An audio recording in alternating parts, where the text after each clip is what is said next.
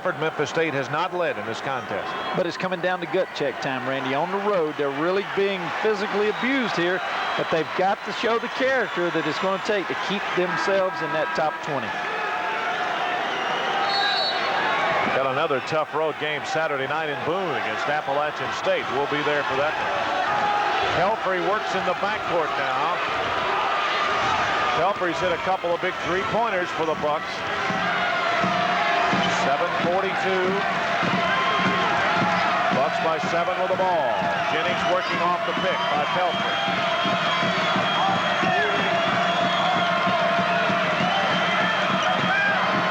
Again off the pick.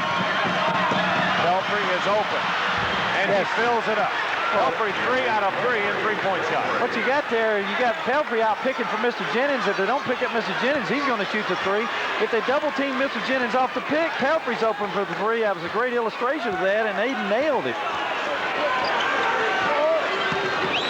Perry works it on the right side. They're looking down low. We haven't seen Todd Munt for a while. He's been out of the game. Madlock's jumper. Yes. They haven't really missed Todd Munt because they're playing this real strong defense. Every shot East Tennessee takes is really contested unless they get picked off. 8-point game, 6:48 to go. It's down to a quickness game.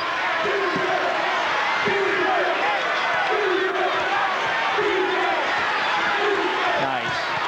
Feed to Pelfrey, faking. Again, rejected. Pelfrey got it back. Get it out of there. Get it out of there. Get it out.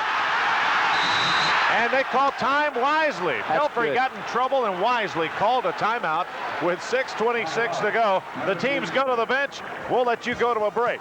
Bucs by 8 with 6:26 left.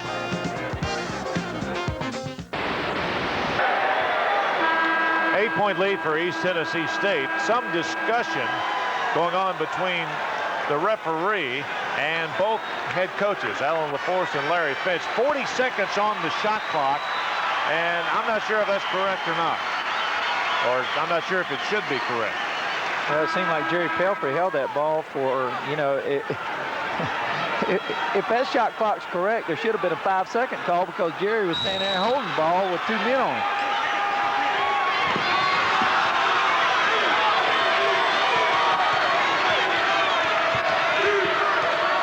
Two-man game, Randy, with Jerry Pelfrey and Mr. Jennings out front. Both of them can handle it. Both of them can shoot it. So it's a little two-man game to what it is in the middle of the floor. Jennings penetrates. Billy Smith fouled him going in. Jennings goes to the line with a 1-and-1. With an automatic. Well, he missed the first automatic he had in the first half, but he'll get one here with 6:08 to go, and that's 4 on Smith. You know what? He has really done an excellent job of fouling, making people foul him. He's put some people on the bench trying to guard him. And something else he's done, he's really made some people get very tired playing him. Mister hits the first of a 1-and-1. It's a 9-point lead again with 6:08 to go. Bucs' biggest lead, 18. That came late in the first half. They led by 15 at the half. They now lead by 10 again. 6:08 to go. I guess what I'm trying to say, he's worth 3 good players, but I haven't seen very many players that I'd swap 3 for Mr. Jennings. He's a great, exciting player. Makes his team go. They go down on the block. Back to Young, almost stolen by English. Quick hands by English, but he's playing with 3 fouls. Story's on the bench with 4. Pelfrey. There's the tip up and in by number 13, Tim Duncan. Pelfrey had good position that time, but Duncan got the follow. Well, when Pelfrey went to help out, that made the other man, offensive man, open, but they're getting hurt right now on the boards as they did during the other spurt. Nice pass. Great speed. English rejected. Got his rebound back to Gear. Jennings. The official wanted to call 3 seconds. He might have got one right there, but that was a great job by English to save his own rebound. Nice pass. This time English is foul going in by Russell Young. And English will be at the line with 2 shots. That's Good 3 on Young. Good penetration by Mr. Jennings. He loses the premier defensive player, one of the premier defensive players in the Metro. He penetrates against Elliott Perry, and he dishes off to English, who draws the foul. Big free throw coming up by English. He missed it. He'll get another. You know, the thing that people talk about when they talk about the NBA and Mr. Jennings, can he play? Would he have a chance? You know, there's an NBA scout that said he definitely would be drafted. But the exciting thing about him is when he penetrates like that, he is a very good player. Jump ball. It goes to Memphis State. Nice hustle by Jerry Pelfrey after 2 misses from the free throw line by Rodney English.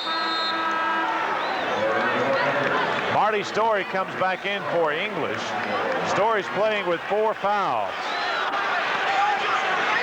It's an 8-point game. Memphis State, 5 minutes to go.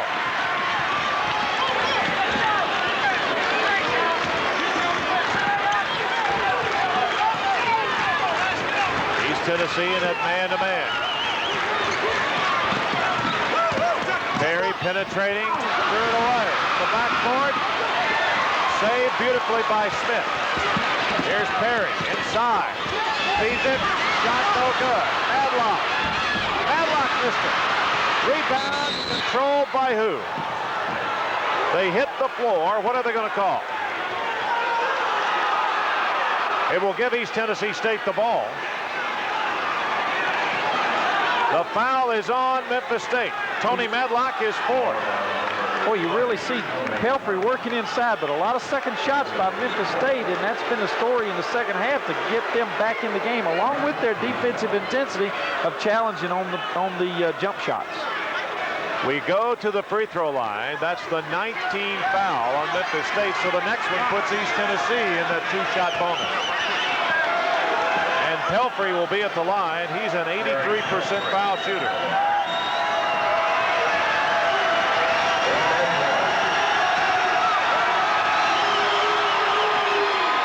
Got it. Pelfrey cool as a cucumber. Let's look at it. Well, he has really played a solid second half. Really battling in there. 2 players. Look at Jerry Pelfrey. Really go to work.